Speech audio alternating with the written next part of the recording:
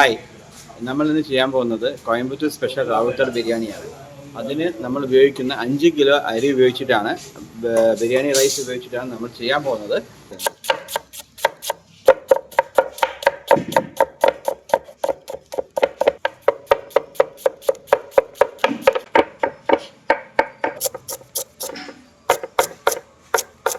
നമ്മൾ ഉപയോഗിക്കുന്ന ഇൻഗ്രീഡിയൻസുകൾ ഗരം മസാല പൗഡർ, ഇഞ്ചി വെളുത്തുള്ളി പേസ്റ്റ്, തക്കാളി സ്ലൈസിൽ അരിഞ്ഞത്, വെല്ലുള്ളി അരിഞ്ഞത്, മുളക് ക്രഷ് ചെയ്തത്, മല്ലി പൊതിന, അതെല്ലാം, പിന്നെ തൈര്.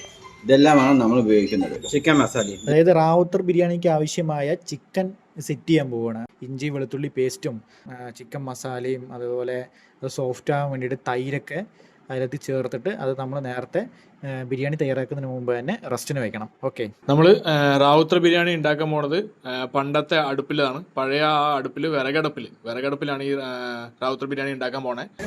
പാത്രം ചൂടായിട്ട് എണ്ണ ഒഴിക്കണം അല്ലേ? ഒഴിക്കണം. ഒരു കിലോ അരിക്ക് 200 ഗ്രാം എണ്ണ. നല്ല നാച്ചുറൽ ആയിട്ട് എങ്ങനെയാണ് നമ്മൾ ബിരിയാണി ഉണ്ടാക്കുന്നത്, പഴയ കാലങ്ങളിൽ അതേ തന്നെയാണ് നമ്മൾ ഇവിടെയും ഫോളോ ചെയ്യുന്നത്. ഇപ്പോൾ എണ്ണ ഒഴിച്ച് അത് ചൂടാക്കാൻ വെച്ചു. ചെറിയൊരു കുറച്ച് നെയ്യ് അതിലേക്ക് ഒഴിക്കുകയാണ്, ഒരു ഫ്ലേവറിന് വേണ്ടിയിട്ട്. ഓണിയൻ, ഉള്ളി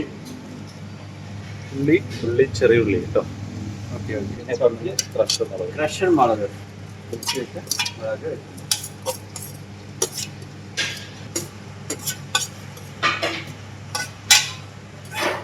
ഉള്ളി നമ്മൾ അരിഞ്ഞു വെച്ച ഉള്ളിയും അതുപോലെ തന്നെ ക്രഷർ ഇത് വിട്ട് ഇനി നമ്മൾ ഇളക്കാൻ പോവാണ്. ആദ്യം നമ്മൾ എണ്ണ ഒഴിക്കുന്നു. എണ്ണയ്ക്ക് ഒഴിച്ചതിന് ശേഷം നമ്മൾ അരിഞ്ഞു വെച്ച ഉള്ളിയും ക്രഷർ മുളകും ഇട്ട് മിക്സ് ചെയ്യും, നന്നായിട്ട് മിക്സ് ചെയ്യും. അതിനകത്ത് തക്കാളി ഇട്ട് കൊടുക്കാം. തക്കാളി ഇട്ട് കൊടുത്ത് ഇതേപോലെ തന്നെ നന്നായിട്ട് ഇളക്കി കൊടുക്കണം. തക്കാളി മിക്സ് ചെയ്യാം.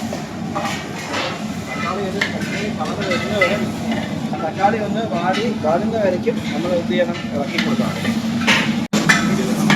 ഇനി നമ്മൾ ഇഞ്ചി വെളുത്തുള്ളി പേസ്റ്റ് അല്ലേ, ഇതിലേക്ക് നമ്മൾ ആഡ് ചെയ്യാൻ പോവാണ്. ആഡ് ചെയ്തുകൊണ്ടേ ഇരിക്കണം, ഒപ്പം തന്നെ അത് ഇറക്കിക്കൊണ്ടേ ഇരിക്കണം. കൂടുതൽ നമ്മൾ ഉപയോഗിക്കുന്നത് വെളുത്തുള്ളി പേസ്റ്റാണ്. അപ്പം അത് ഇതിലേക്ക് നമ്മൾ ആഡ് ചെയ്തു. ഇൻഗ്രീഡിയൻസ് ഇതിൽ ആഡ് ചെയ്യാൻ വേണ്ടിയിട്ട് അതിന് നല്ല സ്പെഷ്യൽ ടേസ്റ്റാണ് വെളുത്തുള്ളി ഇതെല്ലാം ചെയ്യുമ്പോൾ.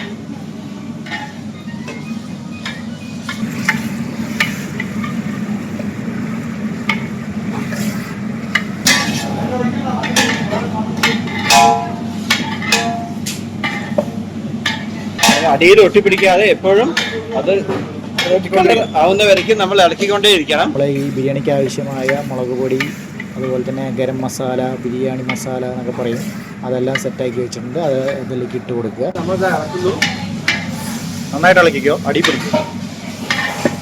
നമ്മൾ ചിക്കൻ ഇട്ടുകൊണ്ടിരിക്കുകയാണ്.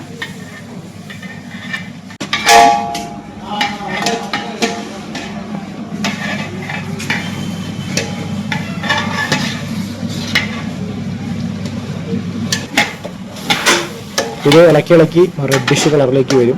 അപ്പോൾ അടച്ചു വെച്ച് വേവിച്ച് കഴിഞ്ഞാൽ ഒന്നും കൂടെ അത് പെട്ടെന്ന് ഉള്ളിലേക്ക് മാറും അത്. അപ്പോൾ അതിനുശേഷം നമ്മൾ ഈ അടച്ചു വെച്ചതിന് ശേഷം വേവിച്ച ശേഷം നമ്മൾ അതിലേക്ക് ആവശ്യത്തിന് ഉപ്പിട്ട് കൊടുക്കുക. അത് നമ്മുടെ ആവശ്യത്തിനനുസരിച്ച് ഉപ്പിട്ട് കൊടുക്കുക.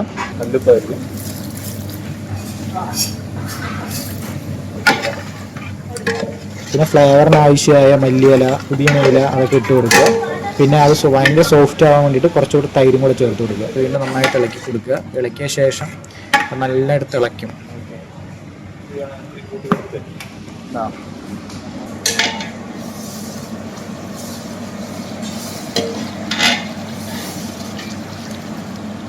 തിളയ്ക്കുമ്പോൾ കുറച്ച് വെള്ളം, ഈ വെള്ളം അരി എത്രയുണ്ടോ അതിനനുസരിച്ച് വെള്ളം ഒഴിക്കണം. അപ്പോൾ നമ്മളിവിടെ ഒരു 1/2 ബക്കറ്റ് വെള്ളം ഇതിലേക്ക് ഒഴിച്ച് കൊടുക്കുന്നുണ്ട്. ഈ വെള്ളത്തിലാണ് നമ്മൾ ഇടാൻ പോകുന്ന റൈസ് വേവേണ്ടത്. അരി ഇടാൻ പോവാണ്. ബിരിയാണി റൈസ്. ഇത് എത്ര കിലോ റൈസാണ്? 5 കിലോ റൈസ്. 5 kilo rice. ഏതാണോ റൈസ് നമ്മൾ കൂടെ യൂസ് ചെയ്യുന്നത്? ഇവിടെ യൂസ് ചെയ്യുന്നത് റോയൽ കുക്ക് എന്ന് പറഞ്ഞ ടൈമർ റൈസ്. നമ്മുടെ വെള്ളം തിളച്ചു.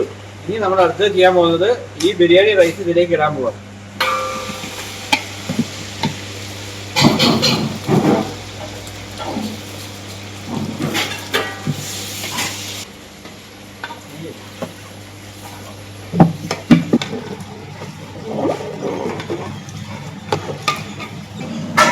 ബാലകൃഷ്ണേട്ടാ പറഞ്ഞ ഇപ്പോൾ റൈസ് ഇട്ടാ റൈസ് ഇട്ടു. ഇനി നമ്മളിത് ഇറക്കാൻ പോവാണ്. ബിരിയാണി റൈസ് ഇറക്കുകയാണ്. അപ്പം പതുക്കെ നല്ല ഇറക്കാൻ പാടുള്ളൂ. നമ്മളിത് ഇറക്കിക്കൊണ്ടിരിക്കുന്നു.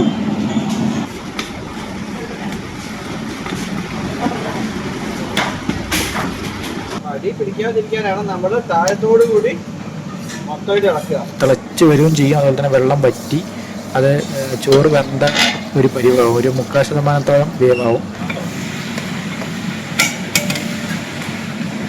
ഇനി നമ്മൾ ഇറക്കാൻ പോകാം. ഇത് അരി വെന്തുകൊണ്ട് വരുന്നുണ്ട്.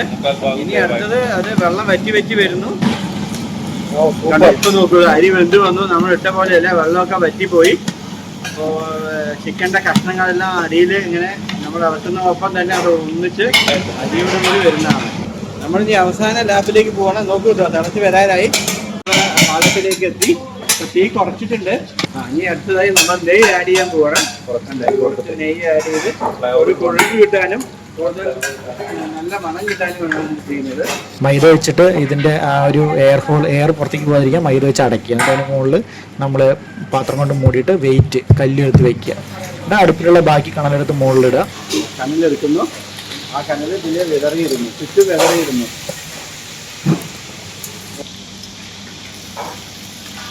എന്നിട്ട് നമ്മൾ കുറച്ച് നേരം വെയിറ്റ് ചെയ്യുക. ഏകദേശം 1 മണിക്കൂറോളം വെയിറ്റ് ശേഷം ഇത് പൊട്ടിക്കുന്നു. നമ്മൾ ചെയ്ത ബിരിയാണി തീയിട്ട് കനലിട്ട് മുകളിൽ കനലിട്ട് വെച്ച് ഓപ്പൺ ചെയ്യാൻ പോവാണ്. കല്ല് മാറ്റുന്നു ആദ്യം. എന്നിട്ട് പതുക്കെ ആ ചാരത്തിന്റെ സൈഡിൽ നിന്ന് ചുറ്റോട് കൂടി ആ ചാരവും കനലും ഒക്കെ എടുക്കുന്നു. നോക്കൂ, വാവ്, സോഫ്റ്റ്നെസ് നോക്കൂ. നമ്മൾ ഉണ്ടാക്കിയതിന്റെ softness. What a super one, delicious food.